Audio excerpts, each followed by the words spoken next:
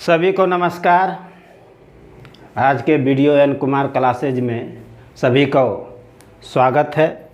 आज का क्लास में अर्थशास्त्र के बारे में हम लोग समान जानकारी पहले लेते हैं। अर्थव्यवस्था पढ़ने के पहले अर्थशास्त्र और अर्थव्यवस्था में तुलना, उसके बाद हम लोग भारतीय अर्थव्यवस्था को पढ़ेंगे।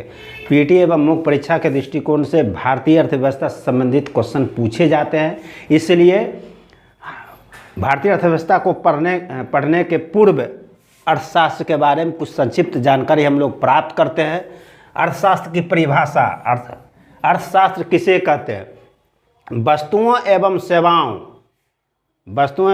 सेवाओं का मतलब होता है उपभोक्ता को विभिन्न प्रकार की सेवाएं दी जाती है। जैसे आप एग्जाम्पल में समझिए, यातायात,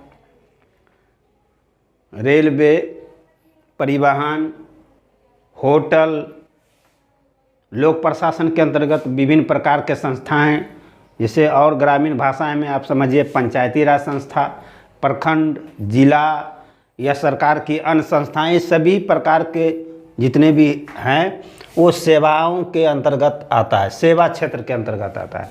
दूसरे अर्थ में सेवा क्षेत्र को दूसरे अर्थ में समझिए कि कृषि प्राथमिक क्षेत्र है।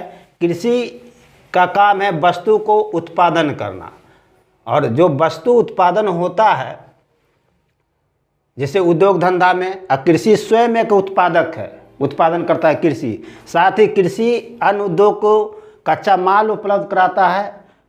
वहाँ से उद्योग के द्वारा जो वस्तु निर्मित होती है, उस दोनों ने प्राथमिक क्षेत्र कृषि एवं द्वितीयक क्षेत्र उद्योग, दोनों का उपभोग विभिन्न माध्यमों से किया जाता है, उसे हम सेवा क्षेत्र कहते हैं। सेवा क्षेत्र, तो अब इसका अर्थशास्त्र का परिभाषा समझिए कि वस्तुओं एवं सेवाओं के उत्पादन प्लस वितरण प्लस उपभोग के तरीके का अध्ययन इसमें किया जाता है, उसे अर्थशास्त्र कहते हैं।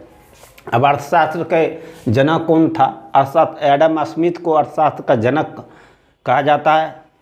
एडम स्मिथ ने अर्थशास्त्र को धन का विज्ञान कहा है। एडम स्मिथ एक पुस्तक लिखा है, वेल्थ ऑफ नेशन पुस्तक का नाम है, जिसमें अर्थशास्त्र के विभिन्न पहलुओं को इन्होंने बताया है। अब अर्थशास्त्र का वर्गीकरण के अंतर्गत हम लोग देखते हैं, तो अर्थशास्त्र का वर्गीकरण करते हैं तो ये दो भागों में है।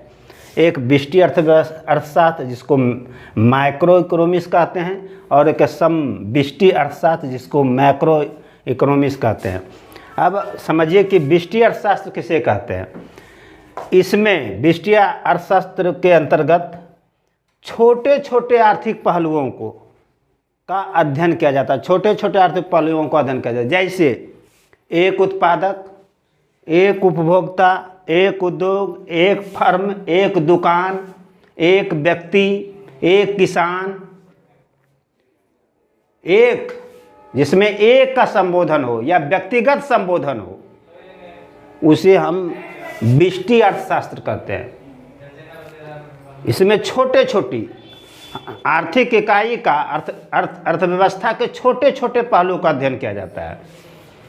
इसके अंतर्गत उदाहरण में आपको बता ही दिया गया है, एक उत्पादक यानी एक व्यक्ति, कोई रमेश, मुकेश, एक उपभोक्ता, एक उद्योग या एक फर्म, जैसे अगर हम रिलायंस कंपनी लेते हैं एक, अगर हम टाटा लेते हैं तो सिंगल है, अगर हम और भी कंपनी है एयरटेल, जियो।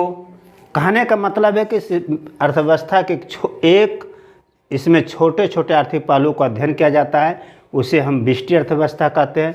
व्यष्टि अर्थव्यवस्था जो पीटी फैक्ट जहाँ से आएगा, उसका जो सिद्धांत लाभ, हानि, कीमत, ये तीन सिद्धांत पर आधारित है। एक व्यक्ति को या तो लाभ हो सकता है उत्पादन के क्रम में, या हानि हो सकता है।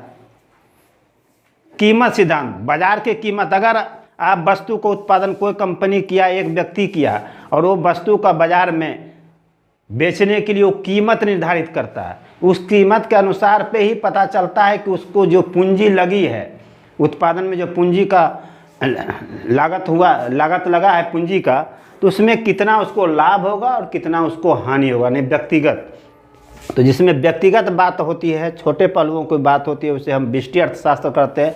समष्टि अर्थशास्त्र में आप समझिए कि एक सरकारी प्रक्रिया के अंदर एक सरकारी रूप इसको मान सकते हैं सीधा समझने के लिए। इसमें बड़े बड़े आर्थिक पहलुओं को अध्ययन किया जाता है। एक व्यक्ति का स्थान पर बड़े बड़े, जैसे उद्योग, तो उद्योग में सभी सम्मिलित हो जाएगा। अब कोयला उद्योग, कपड़ा उद्योग, आप ले लीजिए मोबाइल उद्योग, कलम उद्योग, इसमें अर्थव्यवस्था के बड़े आर्थिक पहलुओं के बड़े बड़े बिंदुओं को अध्ययन किया जाता है, उसे हम समष्टि अर्थशास्त्र कहते हैं। एग्जाम्पल में अगर लीजिए जैसे बजट, तो बजट में शिक्षा में कितना खर्चा, स्वास्थ्य में, सड़क में, रेल में, रक्षा क्षेत्र में, यानी सभी का सम्मिलित रूप किसे को क्या कहते हैं, जो सरकार के द्वारा व्यय की विवरणी रहती है, बजट। राष्ट्रीय आय, राष्ट्रीय आय सरकार के किस किस क्षेत्रों से आय प्राप्त हुआ है, कृषि से, उद्योग से, सेवा क्षेत्र से, तीनों क्षेत्र से। राष्ट्रीय आय के अंतर्गत अन्य भी क्षेत्र। राजकोषीय नीति, सरकार का राजकोषीय नीति कितना प्राप्त हुआ, कितना व्यय हुआ, तो प्राप्त हुआ तो किस किस क्षेत्र से, ऋण क्षेत्र से, उधार से कितना आया, उद्योग धंधा से कितना आया।